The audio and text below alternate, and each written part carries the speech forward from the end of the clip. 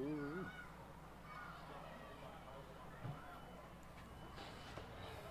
Say, what stands out for you the most, first week of training camp?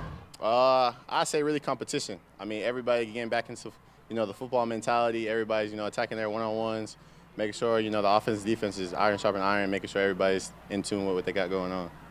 As productive as you were to end last season, how has that affected your mentality this offseason coming into camp? Is there, how does that affect your drive?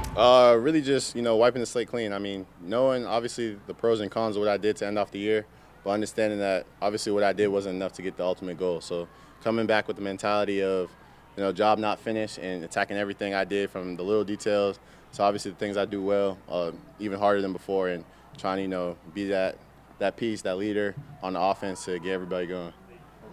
We talk about chemistry all the time. Obviously, you and Lamar had great chemistry in the last year. Is there another level you can get to, and if so, how do you go about doing it? Oh, for sure. I mean, I feel like there's still plays on the field that me and Lamar, just might have just missed, or I was off and he expected me somewhere, or I expected it a certain way. So just harping on those things in practice, hearing it from his perspective, whether he's taking the rep with me or just watching from the sideline, he's always in tune to watching either when you're on or when you're off, and always going to the iPad and letting you know, like, hey, if you look here, I'm going to hit you, or if you do this way, like, expect it right now, and stuff like that. Isaiah, how have you guys developed that chemistry? Like, is there an example of it? And why do you think Lamar trusts you as much as he sort of has shown? I say really just, harping on little things in practice. I mean, everybody brings up the Texans game when I told him to throw it up. I mean, that was just, what we do in practice. Like, I'll be in practice and say, man, Lamar, put some more air on it. I promise you I won't make you wrong. So, like, having those, situations in practice where he trusts me, where he does that in practice. So, in game, it's not the first time. So, in game, when I say, man, Lamar, throw it up, like, I got you, I promise you. And he nods his head, lets me know, like, I got you next time, I got it. And, when it's complete, it's always a good thing. Does it lift everybody when he's out there? Obviously, yeah. I mean, for sure. I mean, you guys see, not only from, like, you guys' point of view from seeing him, like, wow, like, quarterback one's back out here, but, the kid's energy, and then you finally get to see him. Lamar brings that obviously that leader role, but obviously that smile, I mean, it's infectious. Not only the offense, but for the team, knowing that your leader's here, knowing that he's going to give every play he got. Isaiah, you had a few captains over Kyle Hamilton today. What have those competitions been like, and how exciting is it to get to against guys? I say it's fantastic. I've been going up against Kyle since rookie year. I mean, you guys been here all the time.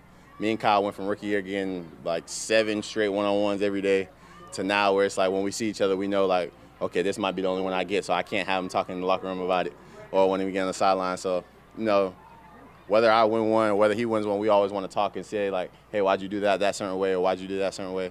And, like, even today, like, me and Kyle got a little bit after practice so we could work on some technique stuff with me and him and, like, going from there. But I say, like, Kyle always gets me better. Like, win, lose, or draw my rep, like, I feel like I always got better. Is that part of what gets you through some of the drudgery of training camp? Those little one-on-one moments. Yeah, for sure. I mean, obviously, like, if you could spot your one-on-one before the play happens, like, you're already like, okay, it's me versus you. But, like, most of the time, our defense does a great job disguising the who has who or what does what. So, when you fine-tune your rep and knowing who you got and being able to attack it competitively, that's always, a blessing in the day. Isaiah, there's been a lot of talk about a very versatile role for you on this offense. The coaches have mentioned it multiple times. How excited are you for that role? And then how much extra work have you put in? What kind of extra work have you been putting in to make sure you know all of your assignments? I say I'm very excited. I mean, I feel like I finally get to show everybody my football knowledge.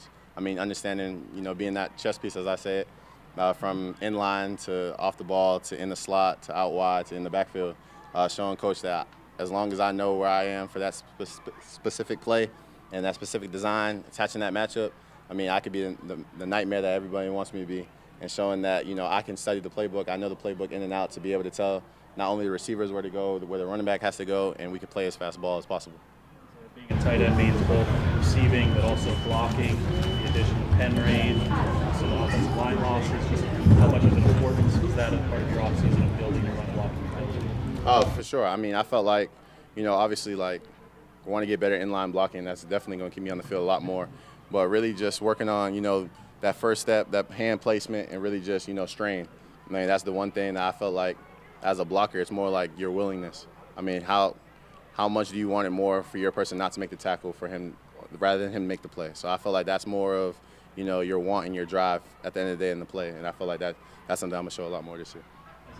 Enormous difference in terms of per snap or per target productivity the tight ends has. 12 touchdowns, no interceptions to tight ends. There have been a lot of interceptions to tight ends in previous years. Can you kind of diagnose some of the difference, whether that's Lamar, it's Monken in terms of the scheme last year, it's you guys? Who's responsible for that difference? I say it really comes to how bad do you want the ball again. And from a quarterback's perspective, like if they throw an interception and it goes to you, more than likely, if they have the same opportunity again, they're probably not going to throw the ball again. And that's how I think, at least. Obviously there's that next play mentality. Things happen, obviously. But in my mind, it's my ball and nobody's. I try to make it into 100 versus DV nothing. And that's the way I attack the ball, whether it's a good ball, bad ball, anything, everything. If I feel like I can put my hand on the ball, I can catch anything. So just going up to the mentality of the ball of it's mine or nobody's. And I feel like if I have that mentality, then I can get my quarterback any type of window to throw the ball and to always make him right.